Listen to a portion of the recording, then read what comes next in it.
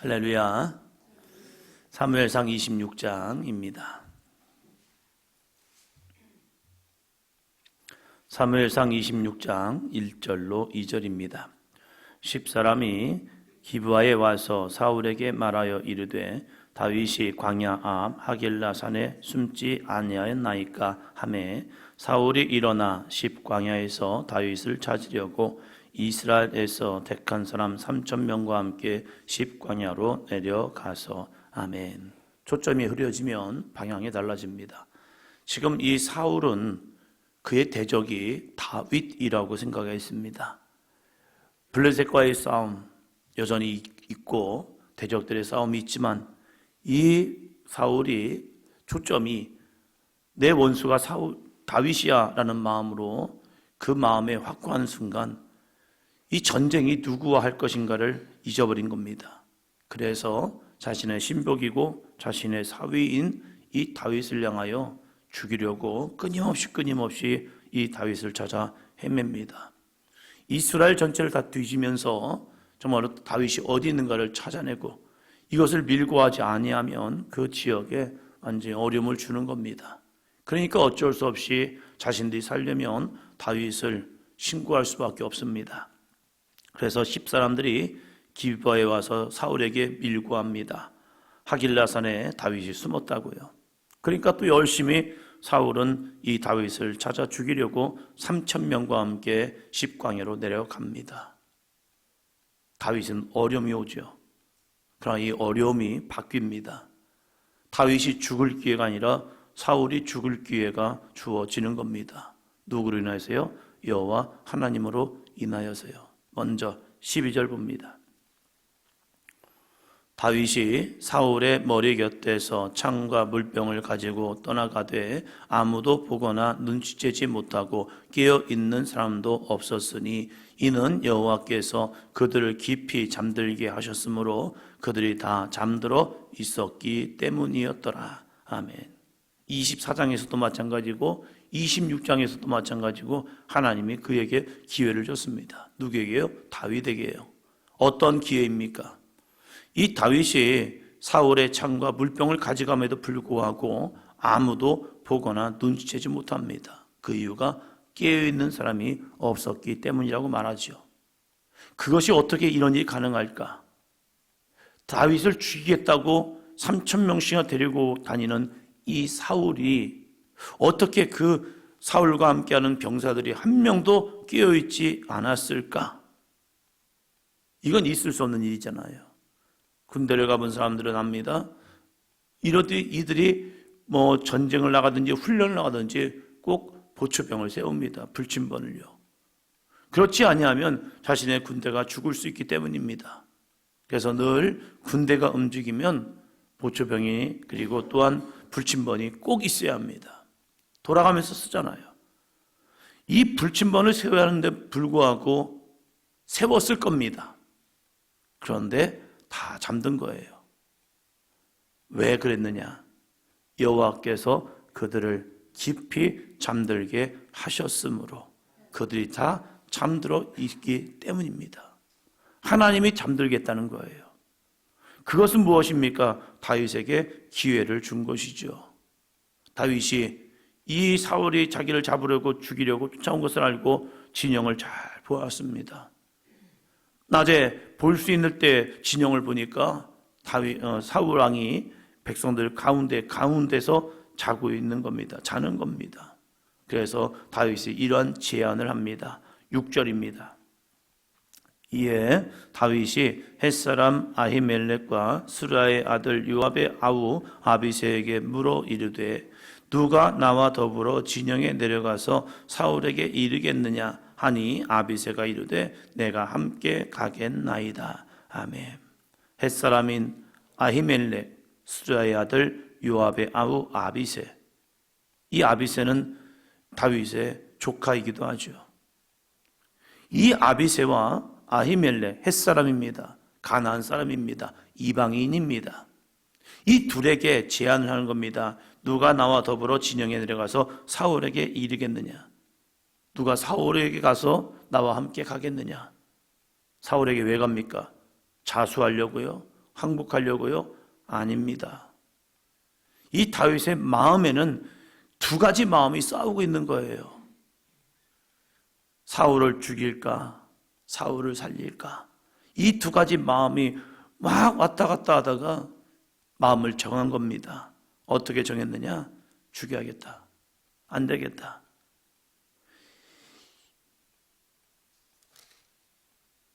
(27장에) 보면 안 가셔도 됩니다.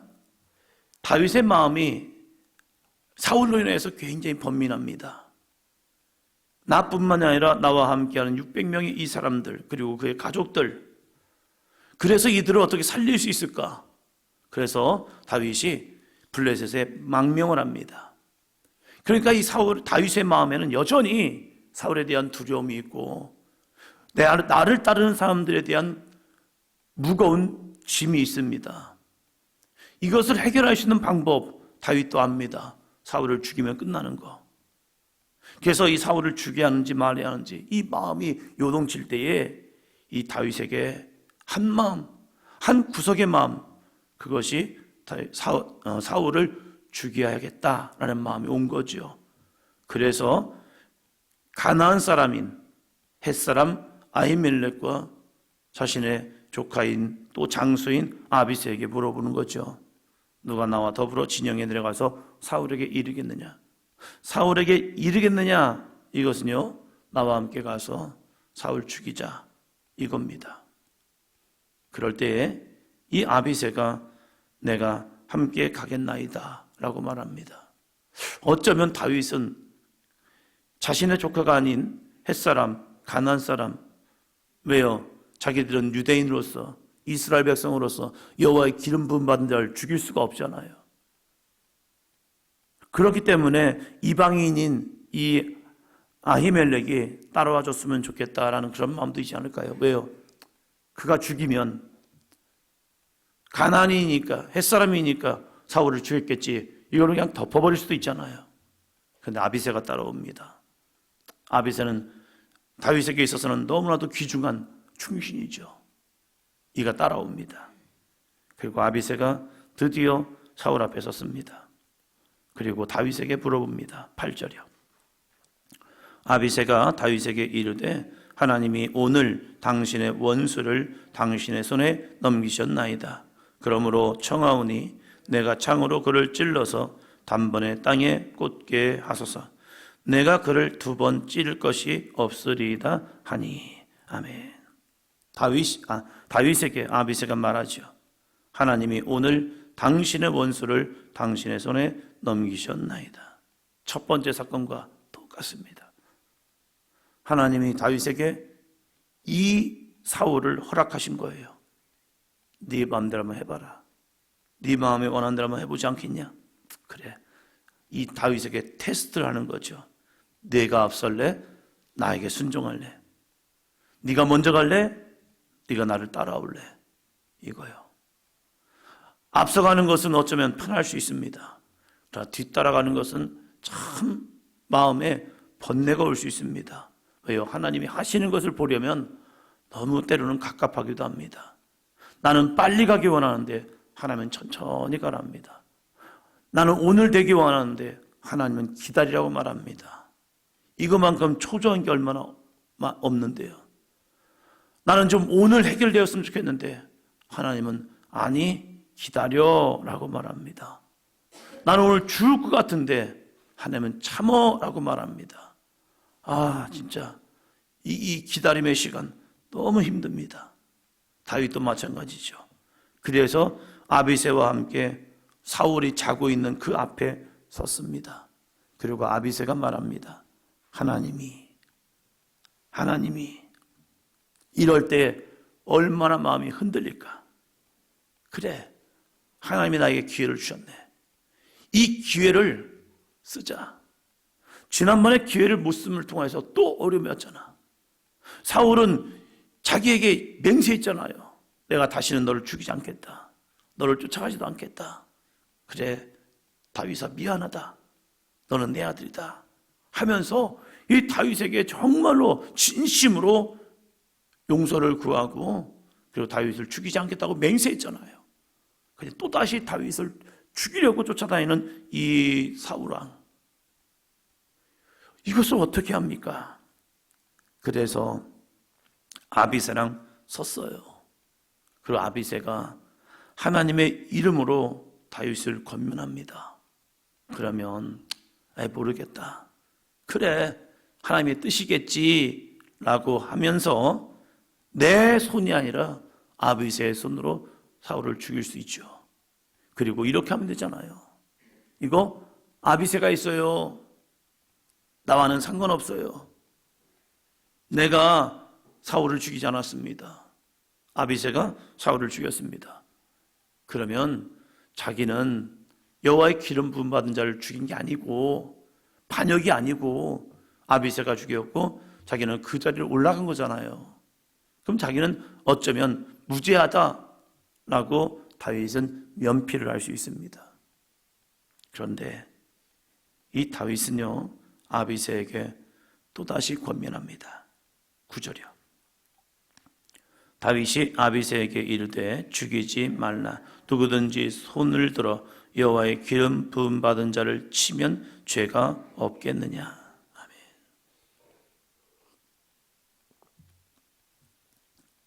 누구를 아끼는 겁니까? 아비새를 아끼는 거죠. 누구든지 손을 들어 여호와의 기름 부음 받은 자를 치면 죄가 없겠느냐. 아비새야, 네가 여호와의 기름 부음 받은 자를 죽이면 그 죄가 없겠느냐. 그래, 죽일 수 있겠지. 그러나 네가 여호와의 기름 부음 받은 자를 죽이면 그 죄는 너무 큰 거다. 우리의 문제는 해결되는 것 같지만, 이 문제가 해결되는 것 같지만 너에게는 또다시 무거운 짐을 주는 거구나. 죽이지 말자. 그리고 말합니다. 10절이요. 다윗이 또 이르되 여호와께서 살아계심을 두고 맹세하노니 여호와께서 그를 치시리니 혹은 죽을 날이 이르거나 또는 전장에 나가서 망하리라. 그러면서 돌아가자. 그리고 창과 물병만을 가지고 나아가자. 이 말을 하고 있는 다윗의 마음, 이 말을 아비새에게 말하고 있지만 이 다윗은 두 마음이 여전히 싸우는 거죠. 죽일까? 돌아갈까? 말은 그렇게 하지만 이 다윗의 마음은 어떠했을까? 죽여야 할까? 이 두 가지 마음, 여전히 이 두 마음이 싸우고 있으면서 그래도 내 마음대로가 아니라 하나님의 뜻대로 살아가려고 하는 이 다윗의 몸부림침. 예수님께서 겟세마네 동산에서 기도하시면서 아버지여 할만하시거든 이 잔을 내게서 지나가게 하옵소서. 그러면서 꼭 하시는 기도. 나의 원대로 마시옵고 아버지 원대로 되기를 원하나이다. 진짜 이런 상황이 올 때가 있죠. 미치겠어요. 하나님의 뜻을 알지만 내 마음에 끌려가는 나의 모습, 이 나의 마음으로 좀 갔으면 좋겠는데 하나님의 말씀이 너무 선명하게 들려서 그것을 해야 할 수밖에 없는 이 선택의 모습. 죽겠다. 그러면 내가 여기까지 왜 왔지? 누군가 눈을 뜨고 다윗이다 라고 말하면 다윗은 붙잡혀 죽을 수도 있습니다. 그럼 목숨 걸고 간 겁니다. 그리고 아비새도 목숨 걸고 자기를 따라와 준 겁니다. 그러면 결과가 있어야 하는데 이 다윗은 그저 창과 물병만을 가지고 그냥 사울을 떠나옵니다. 사울을 떠나오면서 그 발걸음이 얼마나 무거웠을까. 마지막 준 기회인데 이 기회를 놓치면 이제는 영원히 없을 텐데 다시 돌아갈까? 다시 돌아갈까? 이런 마음은 없었을까? 참, 이 힘든 다윗의 마음 얼마나 그를 번뇌케 하였을까? 그럼에도 불구하고 그는 사울을 떠나갑니다. 왜요? 하나님의 뜻에 순종하고 싶어서요. 우리들의 믿음이 이러한 믿음이 되기를 주의 이름으로 축원합니다. 내 마음에 원하는 것 분명히 있습니다. 이것이 하나님의 뜻인 것 같은 확실한 응답인 것 같습니다. 그래서 우리는 그 길로 가고 싶어 합니다. 그런데 하나님은 여전히 다윗에게 말씀을 주시는 거예요.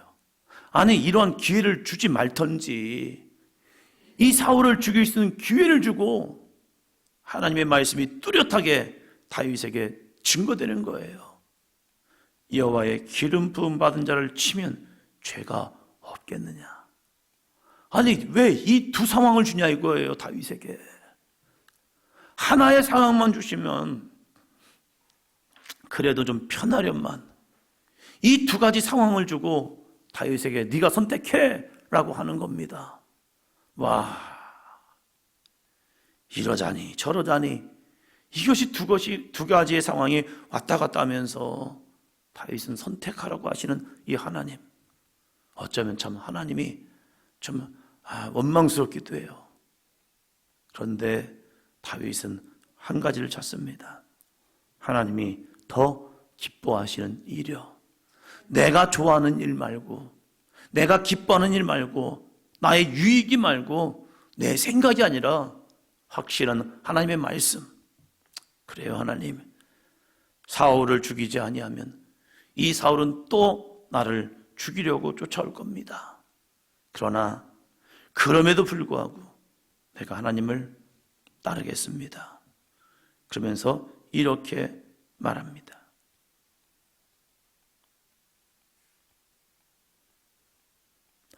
15절이요. 다윗이 아브넬에게 이르되 내가 용사가 아니냐, 이스라엘 가운데 너 같은 자가 누구냐, 그러한데 내가 어찌하여 내 주 왕을 보호하지 아니하였느냐, 백성 가운데에 한 사람이 내 주 왕을 죽이려고 들어갔었느니라. 아멘. 너 내 마음 알아. 아브넬, 너 내 마음 알아. 왜 너는 너의 주 왕을 보호하지 아니하였느냐. 백성 가운데 한 사람이 내 주 왕을 뭐 하려고요? 뭐 하려고요?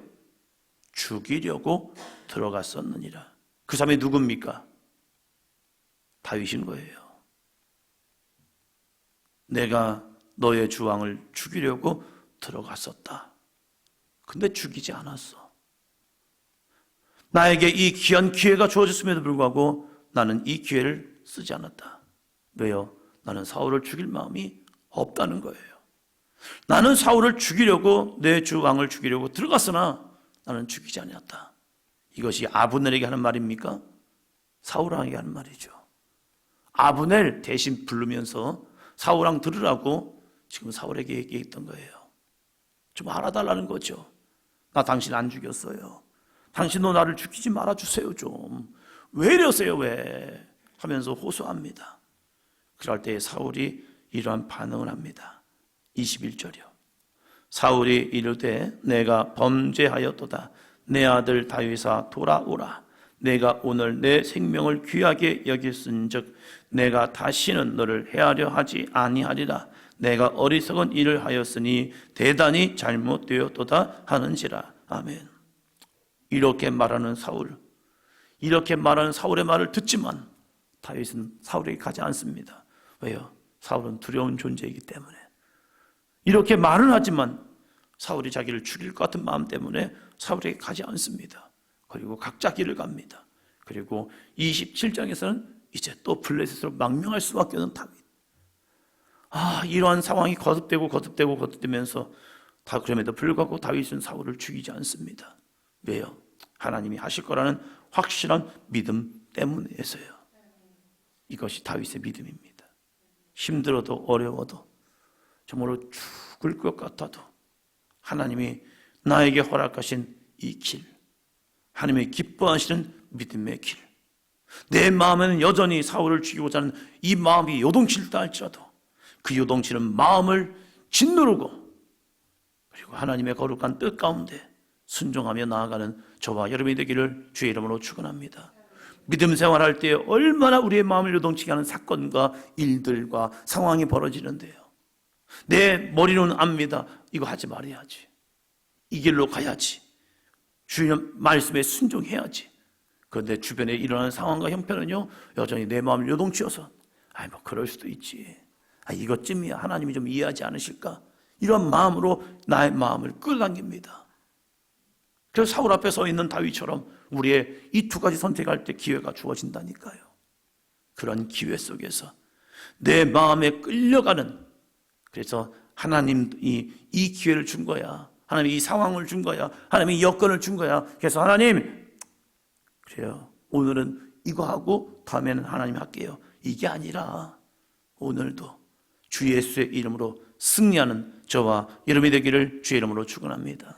오늘 밤 또 금요 성령 집회가 있죠. 함께 모여서 야곱을 다시 한번 바라봄을 통하여 정말로 하나님 앞에 충성된, 하나님 보실 때 아름다운 믿음의 삶을 살아가는 저와 여러분이 되기를 주의 이름으로 축원합니다.